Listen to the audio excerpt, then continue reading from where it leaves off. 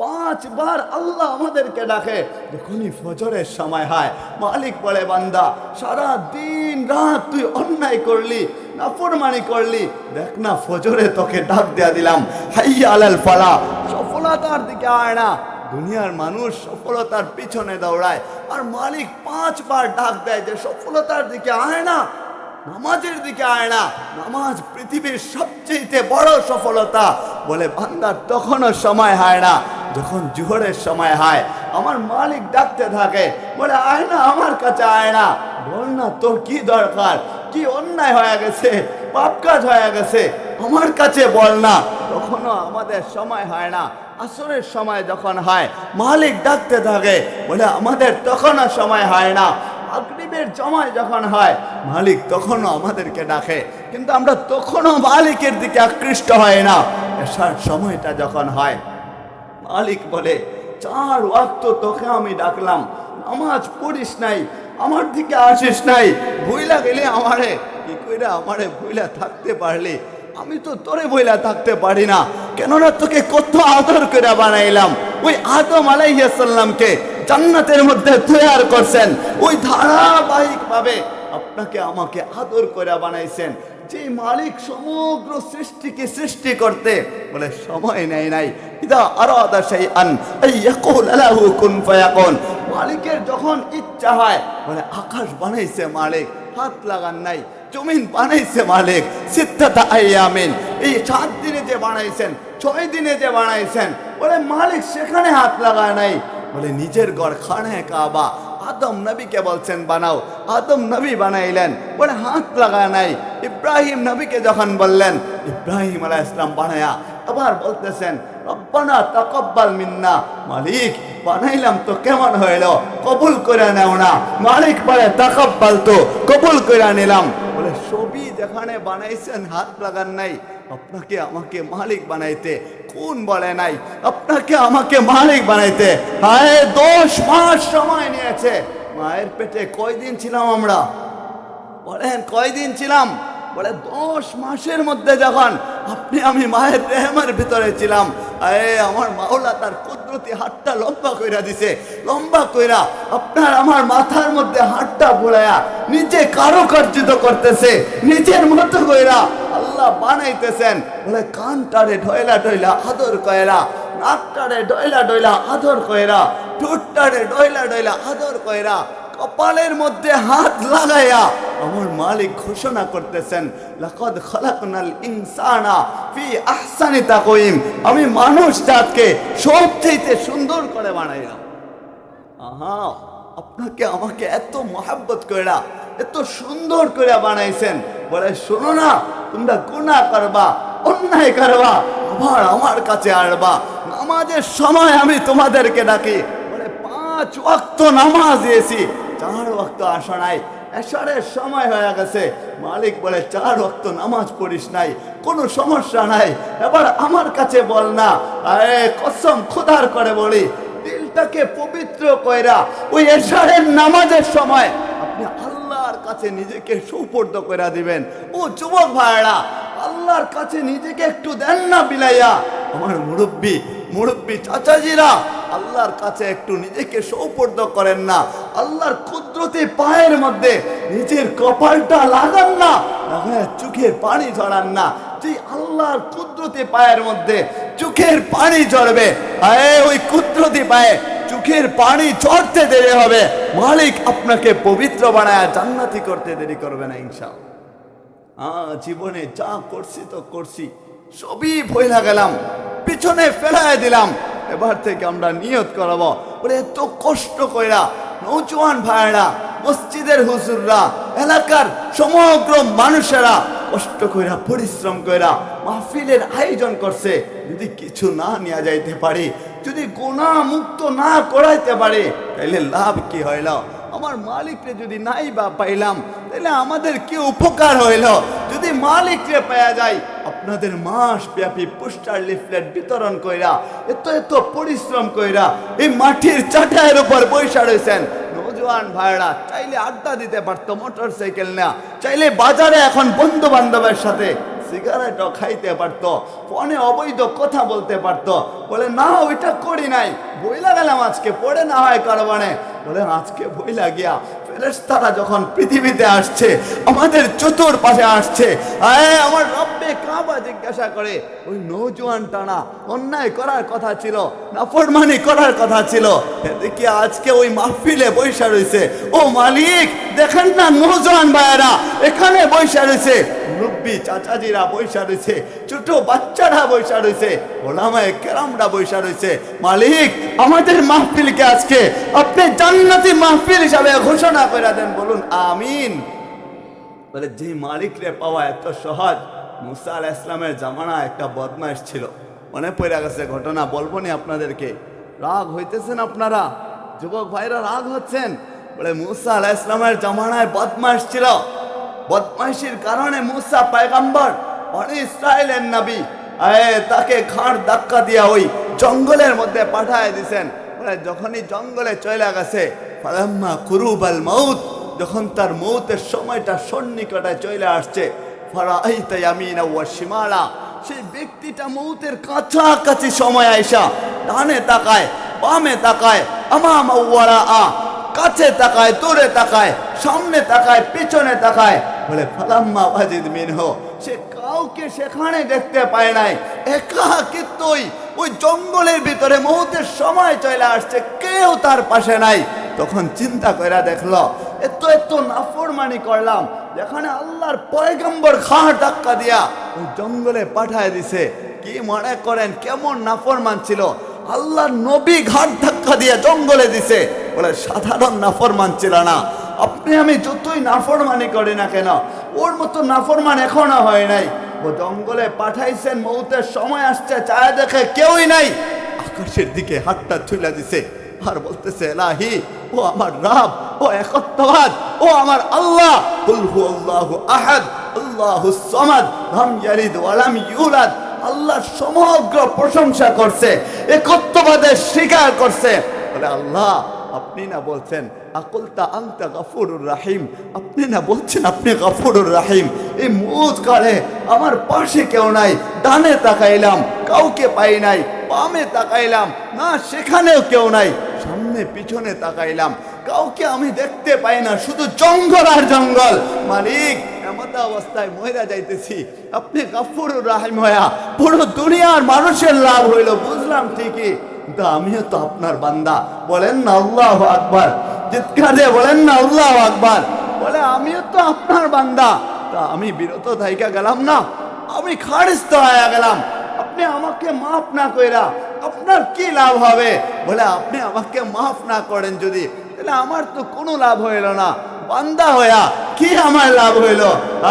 বলতে দেরি হয়েছে, আল্লাহ ওহী পাঠায় দিয়েছেন মুসা নবীর কাছে, যে নবী আমার শোনো না, আমার এক ওলি মারা গেছে। বলে কোন ওলি? বলে যাও না জঙ্গলে পড়া রয়েছে, জানাজার নামাজ পড়াইতে হবে। বলে এক জানাজার নামাজ পড়াই তো পড়াই কি করা? বলে বনি ইসরাইলকে সঙ্গে নিয়ে চলো। এরা তো নগদ না দিলে যাবে না, এরা নগদে বিশ্বাসী। বলে এরাকে নগদ দিতে চাও? বলে কি নগদ দিবা? বলে ঘোষণা করে দাও, যারা আমার উলির জানাজায় শরীক হবে সকলের গুনাহ খাতাকে আমি আল্লাহ মাফ করে দিব। তো বলছেন বলতে দেরি হয়েছে, ওই বনি ইসরাইল তো ফাউ ফাউ পাইতে চায়, জান্নাতি খাবার পাইছে, বলে তাতে হয় না, নিজে নাকি বানায় বানায় খাবে। বলে যাও না সেজদা দিয়ে ওইখান থেকে অমুক জায়গায় যাও, যাও যা নিজে করো, চাষ করো, খাও। বলে তখনও ভালো লাগে না, তো ফাউ ফাউ চায়। বলে মাফ করাই দিতে হবে গুনাহ। বলে গুনাহ যেখানে মাফ হইবে সেখানে যাইতে রাজি হয়েছি। বলে যাইতেছেন দল নিয়া, যখন জঙ্গলে গেছেন, সমগ্র বনি ইসরাইল চিৎকার দিয়ে বলতে শুরু করছে, ইয়া মুসা, ও মুসা, ও আল্লাহর পয়গম্বর। এই বদমাইশ আবার ওলি হইল কবে? আপনি না ঘাড় ধাক্কা দিয়া শহর থেকে বের করে দিছিলেন, ও নতুন করে ওলি কিভাবে হইল? কিভাবে আপনার খেলা বুঝবো? আপনি কত লীলা খেলা আমাদেরকে দেখাইছেন, কত খেলা আপনি আমাদের সাথে খেলছেন, মনে নয় আপনার? ওই একই ময়দানে 40 বছর পর্যন্ত আমরা একই ময়দানে ছিলাম, বের হইতাম, আবার দেখি সন্ধ্যা হয়েছে, ময়দানের ভিতরে চলে আসতাম।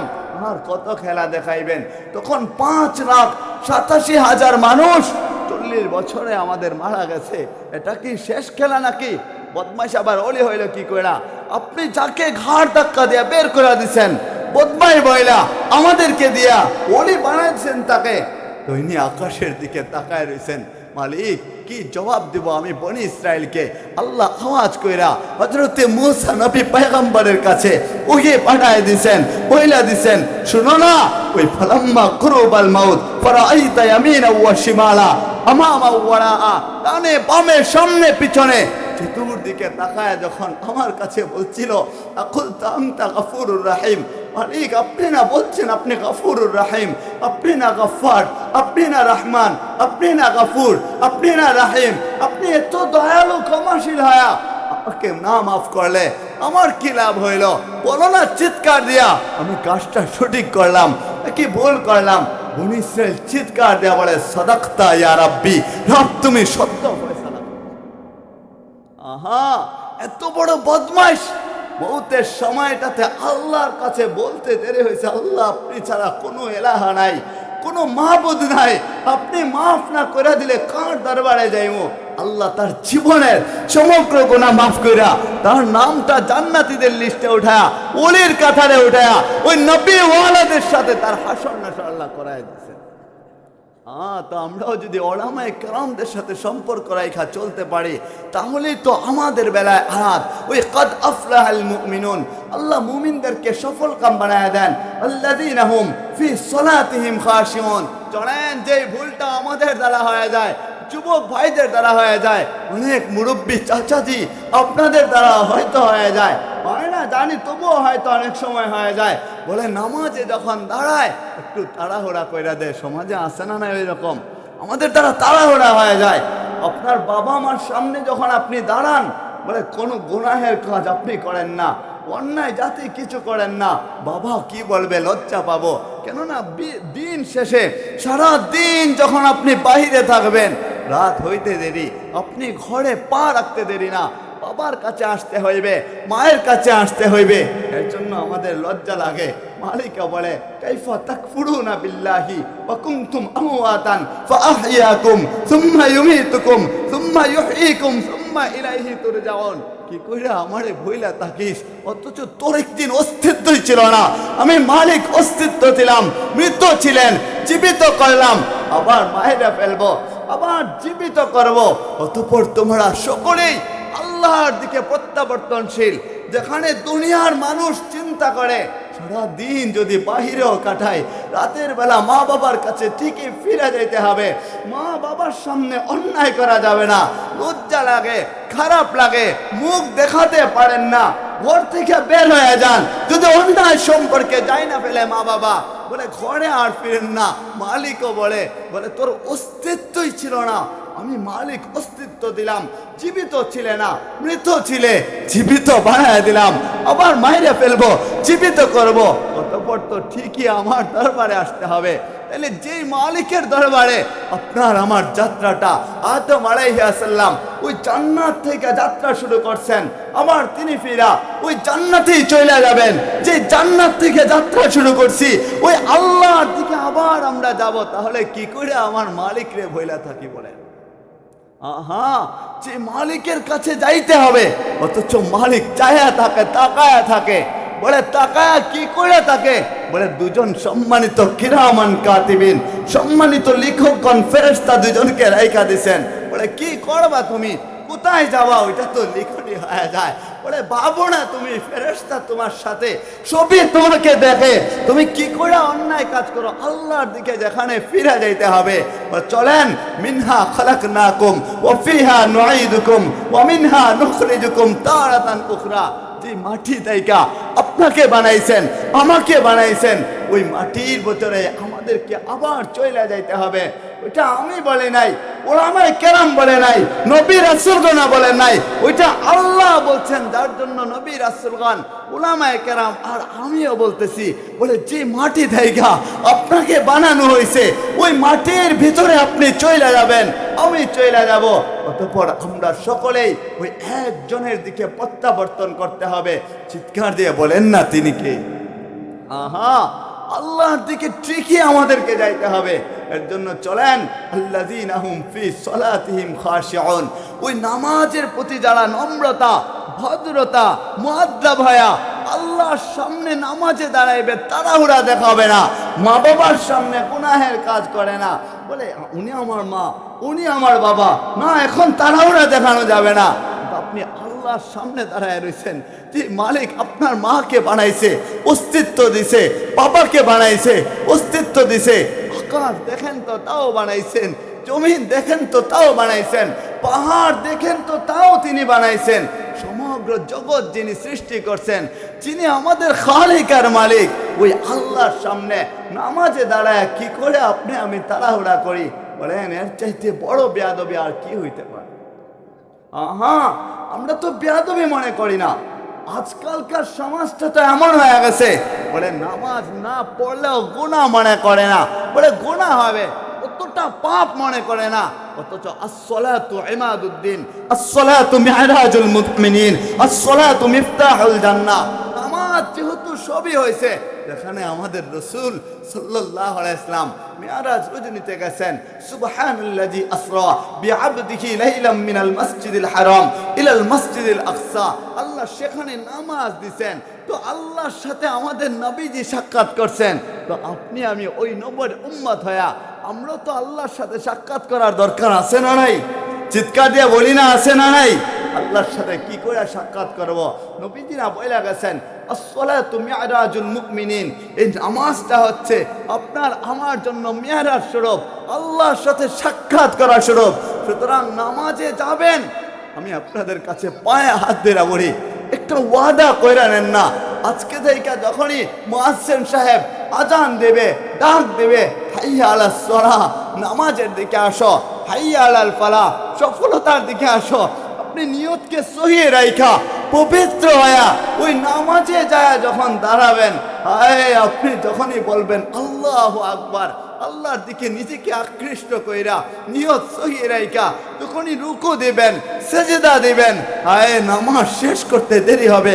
যদি আপনি তওবার নিয়ত করেন, কসম খোদার করে বলে কবিরা গুনাহগুলো আল্লাহ আপনাকে মাফ করে দিবেন ইনশাআল্লাহ।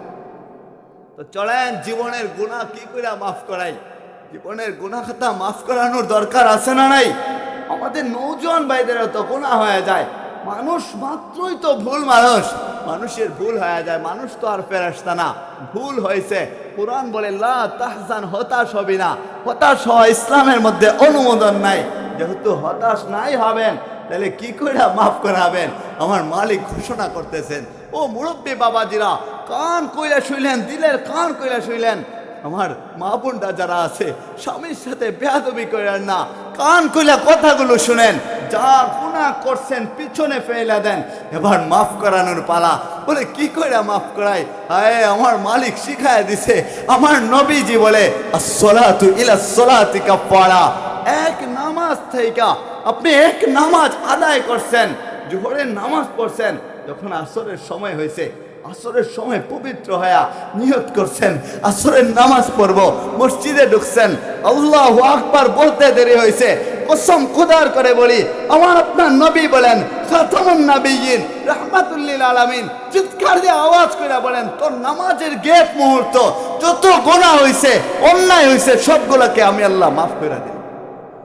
তো মাফ পাইলেন, এক নামাজ থেকে অন্য নামাজের গেট গুলাকে মাফ পাইলেন, এবার বলবেন ওইটা কি মাফ হইল, বাকি জিন্দেগির কি হবে? তো চলেন না আমার নবীজি কি বলেন, আমার নবীজি বলেন আল জুমাতু ইলাল জুমাতি কাফারা, এক জুমাবার থেকে অন্য জুমাবার আসতে দেরি হয়, এক শুক্রবার থেকে অন্য শুক্রবারে পা রাখতে দেরি হয়, মসজিদের মিনার থেকে যখন শুক্রবারে জুমাবারে আজান হয়, আপনি তাড়াতাড়ি পবিত্র হয়ে আজানের আগেই রেডি হয়ে গেছেন, খুশবু ব্যবহার করছেন, মিষ্টি জাতীয় খাবার খাইছেন, ভালো পোশাক পরছেন, বলে আল্লাহর সামনে দাঁড়াইব, এবার নামাজের উদ্দেশ্যে রওনা দিছেন, নিয়তকে সহি কইরা মসজিদের মধ্যে ঢুকছেন, ওই খতিব সাহেব যখন আপনাদের উদ্দেশ্যে নসিহত শুরু কইরা দিছে, ওই খুতবার আগে আপনি নসিহতের সময় যারা হাজিরা দিছেন, কসম খোদার করে বলে আমার নবী বলে পুরা সপ্তাহটা আমি আল্লাহ তোকে মাফ কইরা দিলাম।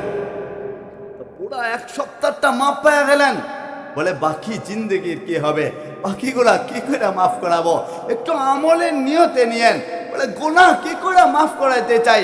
বলে খালি ওয়াজ শুনে তো লাভ নাই, গুনাহকেও মাফ করাতে হবে। এক সপ্তাহটা মাফ পাইলাম, কি বছরেরটা কিভাবে মাফ হয়? বলে আমার নবীজি বলেন, আর রমাদানো ইলার রমাদানি কাফারা। চিৎকার দিয়ে বলুন না আল্লাহু আকবার, বলুন না আল্লাহু আকবার। আমার নবীজি বলেন, শোনো না, এক রমাদান মাস আপনি পাইছেন, তওবা করছেন আল্লাহর দরবারে। বলে মালিক সেহরি খাইলাম, ইফতার খাইলাম, বলে তারাবি নামাজ পড়লাম, তাহাজ্জুদের নামাজ পড়লাম, আপনি রহমতের দিন দিছেন, বরকতের দিন দিছেন, মাগফিরাতের দিন দিছেন, সবই তো পাইলাম। গুনাহ যদি মাফ না হয়, নবীজি বলেন যে রমজান মাস পাইল, গুনাহ মাফ করাইতে পারলো না, তার মতো হতভাগা আর কেউ হতে পারে না। বলে এক রমজান মাস পবিত্র সহকারে পরিপূর্ণ সহি নিয়তে আপনি পায়া দ্বিতীয় রমজান মাসের জন্য অপেক্ষা করতেছেন। সামনে রমজান আসবে, কয়েক মাস পরেই আপনি অপেক্ষা করছেন। রমজানের চাঁদ দেখছেন, চাঁদ দেখার পরে নিয়ত করছেন এবছর তো 30টা রোজা রাখবো, ইনশাল্লাহ মিস দেব না, নামাজ কাজা করব না, তারাবি মিস দেব না, 20 রাকাত তারাবি ইনশাল্লাহ, খতমে তারাবি পড়বো, আসরে তারাবি পড়বো, মিস দিব না, সেহরি খাইব, ইফতার খাইব, বাবা মাকে সঙ্গে নিয়ে আমোদ প্রমোদ করব, আনন্দ ফুর্তি করব, আমার মালিকের কাছাকাছি হয়ে যাইব, আমার মালিকরে ডাকবো। আমার মালিক আমার নবীজিকে শিখায় দিছেন, তুমি ঘোষণা করে দাও না, আর রমাদানো ইলার রমাদানি কাফারা। এক রমাদান থেকে অন্য রমাদান আসতে দেরি হয়, পুরো বছরেরটা আল্লাহ তাআলা মাফ করে দিতে দেরি করে না। বছরেরটা মাফ হয়ে গেল, বলে বাকি জিন্দগি যায় রয়ে যায়, কি করে মাফ করাবো? ও আমার মা বোনেরা, আমার নওজোয়ান ভাইরা, মুরব্বী চাচাজিরা, বাবাজিরা, আমার মা বোনেরা, আল্লাহ যেন সকলকে কবুল করেন। মুরব্বীদেরকে যারা হযরতে আবু বকর সিদ্দিক রাদিয়াল্লাহু তাআলা আনহু, ওমর ফারুক রাদিয়াল্লাহু তাআলা আনহু, ওনাদের মতো কবুল করেন। নওজোয়ান ভাইদেরকে যেন আমার রব খালিদ বিন ওয়ালিদ রাদিয়াল্লাহু তাআলা আনহুর মতো কবুল করেন। আমার মা বোনদেরকে যেন মা ফাতেমার মতো কবুল করেন, আম্মা জান আয়েশা সিদ্দিকা রাদিয়াল্লাহু তাআলা আনহার মতো কবুল করেন, খাদিজা রাদিয়াল্লাহু তাআলা আনহা ওনাদের মতো যেন কবুল করেন, বলুন আমিন। বলে পুরা বছরেরটা মাফ পাইলাম, এবার জীবনেরটা কি করে মাফ করাই? আমার নবীজি আল্লাহ তাকে শিখানেছেন, নবীজি বলতেছেন তোমাকে বছরেরটা মাফ করাইলাম, কেননা আমি তো রহমান, আমি তো গফফার। মালিক ঘোষণা করে গফফার আর রহমান হইয়া, রহিম হইয়া যদি মাফ না করি, তুই তো যাওয়ার কোনো জায়গা নাই, ভাগার কোনো জায়গা নাই, ভাগবা কোথায়? মালিক বলে যদি সিঁড়ি বানায়া, কবি ঠিকই বলে, সিঁড়ি বানায়া পালায়া যদি কেউ বলে আকাশে চলে যায়, চিৎকার দিয়ে সামনে পিছনে, সকলে বলুন না আকাশের রাজত্বটা কার? আরো জুড়ে বলেন না কার? আকাশের রাজত্ব মালিকের। মালিক বলে আইনাল মাফার, কোরআনে বয়লা দেয় কোথায় ভাগবে তুমি? আইনাল মাফার, ভাইগা আকাশে যাবেন? মালিক ডাক দেয়া বলে ইল্লা বিসুলতান, সেখানেও রাজত্ব আল্লাহর। যদি পাহাড়ের ভিতরে গর্ত কইরা চইলা যান, মালিক বলে ইল্লা বিসুলতান, সেখানেও রাজত্ব আল্লাহর। যদি সমুদ্রের অতল গর্বে কালো পাথর বানায়া, ওই পাথরের ভিতরে কালো দরজা দিয়া সেখানেও যদি অবস্থান করেন, চিৎকার দিয়ে বলেন না ওই জায়গাটার মালিকও তো আমার রব, ওখানে তো আজরাইল যাইতে পারে, ওখান থেকেও তো জানটা কবজ করে নিতে পারে। ভাগার কোনো জায়গা নাই, যাবেন কোথায়? যেখানে যাবেন মালিক বলে রাজত্ব আমার। ক্ষমতা কি দেখাবেন? মালিক আগেই বইলা দিছে তাবারাকাল্লাযী বিয়াদিহিল মুলকু ওয়া হুয়া আলা কুল্লি শাইইন কাদির। দুনিয়ার কোনো ক্ষমতা চলবে না, গুনাহকে ঠিকই মাফ করাইতে হবে। বছরের গুনাহ মাফ করাইছেন, বাকিটাও মাফ করানো দরকার। আমার মালিক আওয়াজ দেয়া বলে শোন না, তুই যখন পবিত্র হয়ে যাস আর আমার কাছে চাস, ইউহিব্বুত তাওয়াবিনা ওয়া ইউহিব্বুল মুতাতাহহিরিন, কেউ যখন পবিত্র হয় আমার দরবারে তওবা করে, তওবা করতে দেরি হয়, মালিক পুরো জীবনের গুনাহ থেকে মাফ করে আমাদেরকে পবিত্র বানাইতে দেরি করেন।